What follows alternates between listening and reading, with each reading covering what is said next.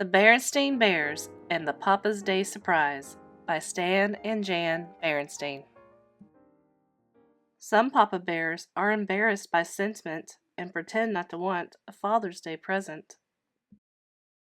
Papa Bear is a bear of many opinions. He has opinions about all sorts of things. He has an opinion about the best way to fell trees. Timber! He has an opinion about predicting the weather. The best way to predict the weather is by observing the length of the woolly bear caterpillar's coat. He has an opinion about the best kind of honey. No question about it, wild, wild honey is the best. And though in his opinion Mother's Day is a fine and proper holiday and a worthy tribute to the institution of motherhood, he didn't think much of Father's Day. Let's just skip Father's Day this year. It's just a scheme to get folks down to the mall to buy lots of gifts, not to mention a bunch of icky, sticky Father's Day cards. That's fine with us, said Mama. It's busy time for me with the quilting bee coming up, and with the school year ending, the cubs are going to be pretty busy too. Then it's agreed, said Papa. We are not going to make a fuss about Father's Day. A few days later, Papa was fixing a creaky front step. Mama was working on her tulip bed, and baby Honey Bear was playing on the grass. Above their heads, a pair of robins was hard at work building a nest. The fuss about Father's Day is a lot of nonsense, said Papa. Look at that Daddy Robin helping that Mama Robin build a nest. He doesn't need to have a fuss made over him. He's happy to do his job building the nest, sitting on the eggs when the time comes, and digging up worms when the chicks hatch. That Daddy Robin doesn't need a special day, and neither do I. Yes, dear, said Mama. Papa was about to continue when he heard a noise in his shop. Hey, he said, there's somebody rooting around in my shop. If it's those pesky raccoons again, I'll... But it wasn't raccoons. It was Brother and Sister Bear. What are you two up to? Asked Papa. We're just getting some stuff for a school project, said Brother. That's right, said Sister. A school project. Brother was holding a piece of the special paper that Papa used for his furniture designs. Sister was holding a roll of the paper Papa put down when he was painting. Okay, said Papa. Just so it's got nothing to do with Father's Day. Is that clear? Very clear, said the cubs. But as Father's Day drew closer, talk about it was very much in the air. And on the air as well. On the radio. And now, with Father's Day approaching, a word of tribute to all you dads out there. On television, don't forget Father's Day. At the mall, Father's Day shirt special, ties for Dad, sweaters for Dad, and just about everywhere else. Just as the drip, drip, drip of water can wear away solid rock, the constant talk about Father's Day began to wear away Papa's opinion about Father's Day. A couple of days before Father's Day, Mama and Papa were in the living room. Mama was putting the finishing touches on a quilt. You know, said Papa, I think maybe I'm being a little selfish about Father's Day. It's a lot of nonsense, of course, but cubs are cubs, and if they want to make a little fuss about it... Sorry, dear, said Mama. I was counting stitches and didn't hear a word you were saying. Then the phone rang and Mama picked it up. Yes, she said, this is she. Yes, Mrs. Bruin, it's all arranged. See you there. Goodbye. What was that about? Asked Papa. Just some quilting business, said Mama. By the way, said Papa, where are the cubs? They're over at Cousin Fred's, working on a big scout project, said Mama. Oh, said Papa, I thought they were working on a big school project. That's right, said Mama. It's a big school and scout project. Papa would never have admitted it, but he was beginning to hope that Mama and the cubs wouldn't worry about his opinion regarding Father's Day. He even looked in drawers and closets for hidden presents, but there weren't any. Now it was the day before Father's Day. Papa was on his way to his shop when he noticed the Daddy Robin.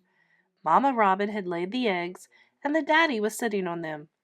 "Mr. Robin," said Papa, "I think Mama and the cubs are up to something, and I think I know what it is.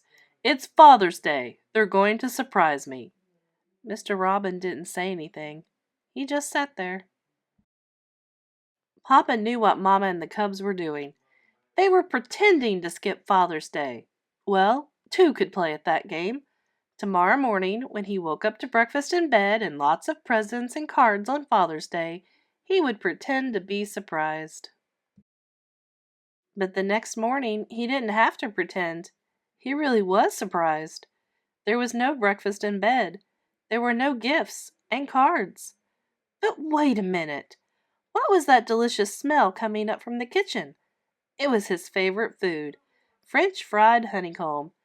There was going to be a Father's Day breakfast. It just wasn't going to be in bed. But the French fried honeycomb wasn't for him at all. Mama explained that it was a gift for the new family down the road. Papa went out and sat on the front steps. The daddy robin flew by. He was carrying a worm to his newly hatched chicks. "Happy Father's Day, Mr. Robin," said Papa, "for all the good it's going to do us." At that moment, Mama and the cubs came down the front steps. "Where are you going?" asked Papa. "What about breakfast?" "We're all going for brunch at the Grismore Grill." "Huh?" said Papa. "The Grismore Grill, please," said the cubs as they piled into the car. When they arrived, folks were lined up at the entrance. "Look," said Papa, "there's a sign over the door that says Welcome Dads." "So there is," said Mama with a big grin. There was a much bigger sign inside. It said, "Welcome to the Papa's Day Surprise." It was painted on the roll of paper the cubs had gotten for the school project, and there was a stage with a long table. "Go ahead, Papa," said the cubs, "up on the stage with the other papas." He found a chair with his name on it at the long table. Other papas were on the stage with him. Lizzie Bruin's papa, Cousin Fred's papa, even Tootall's papa. Other papas filled the seats. And the food! All papa's favorites. French fried honeycomb, honey-cured salmon, honey-eyed squash. Someone began to speak. It was Mayor Honeypot. "And now we shall hear from those who put this wonderful surprise together. Our first speakers will be Brother and Sister Bear." Brother and Sister cleared their throats and read a poem. It was on the special paper they had taken from Papa's shop. "To the best Papa Bear in the whole wide world, you are big and strong and true, and no matter what we do, we know we can depend on you. You cheer us on when we are glad, you cheer us up when we are sad. You are always there for us, to help, advise, and care for us. Happy Father's Day."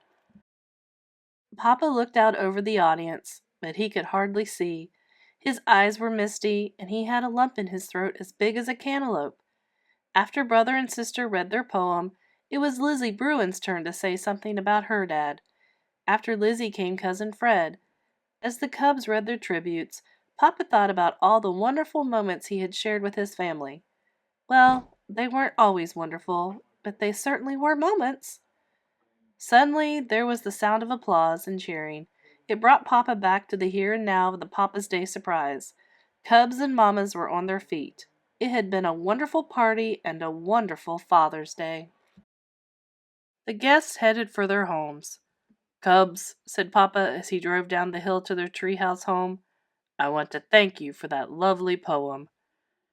"Mama helped us with it," said Brother. "Also," said Papa, "I want to thank you for the Papa's Day surprise. It was a wonderful gift." "That," said Sister, "was a gift for all the papas. We and Mama have a special gift just for you." "Just for me?" said Papa.